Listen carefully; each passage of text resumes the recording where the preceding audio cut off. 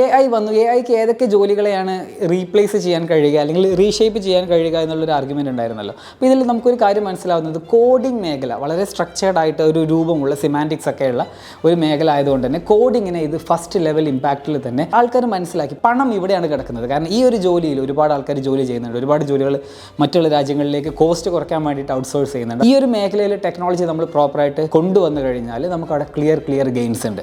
അപ്പോൾ നേരെ മറിച്ച് ഇപ്പോൾ ജനറലി നമ്മളൊരു ടെക്സ്റ്റോ ഒരു ഇമെയിലോ അല്ലെങ്കിൽ ഒരു എസ്സേയോ ഒരു പ്രൊജക്ട് റിപ്പോർട്ടോ വാട്ടെവർ ഇത് ക്രിയേറ്റ് ചെയ്യുന്ന സമയത്ത് അതിൻ്റെ ടോൺ മുതൽ അതിൻ്റെ ഒരുപാട് സ്പെസിഫിക് ഡീറ്റെയിൽസ് ഉണ്ടല്ലോ, അത് ശരിക്കും നമ്മൾ എ ഐ നമുക്ക് തന്നത് അതുപോലെ തന്നെ ഫോർവേഡ് ചെയ്ത് കഴിഞ്ഞാൽ തുടക്കത്തിൽ തന്നെ നമുക്കിത് എ ഐ ആണെന്ന് മനസ്സിലാവുകയും മിക്കപ്പോഴും അത് റിജക്റ്റ് ചെയ്യപ്പെടാനുള്ള ചാൻസ് ഒക്കെ കൂടുതലാണ്. ജനറലി പറയുകയാണെന്നുണ്ടെങ്കിൽ ഒരു ഫുള്ളി റിലയബിൾ ആയിട്ടുള്ള അസിസ്റ്റൻറ്റ് എന്നുള്ള നിലയിലേക്ക് ഇനിയും ഒരുപാട് മുൻപോട്ട് പോകാനുണ്ട് എന്നിരിക്കെ കോഡിംഗ് മേഖലയിൽ പക്ഷേ ഒരുപാട് മേജർ കമ്പനികൾ ഉൾപ്പെടെ ഗൂഗിൾ പോലെയുള്ള മേജർ കമ്പനികൾ വരെ അവരുടെ കോഡിങ്ങിൻ്റെ ഒരു വലിയ ശതമാനം കോഡിങ് ബോയിലർ പ്ലേറ്റ് കോഡുകൾ എന്നൊക്കെ പറയില്ല, അതായത് കോപ്പി പേസ്റ്റ് ചെയ്തിടാൻ പറ്റുന്ന കോഡുകളൊക്കെ ഇതൊക്കെ എ ഐ വെച്ചിട്ട് നന്നായിട്ട് യൂസ് ചെയ്യുന്നതിനെ കുറിച്ചൊക്കെ കാണുന്നുണ്ട്.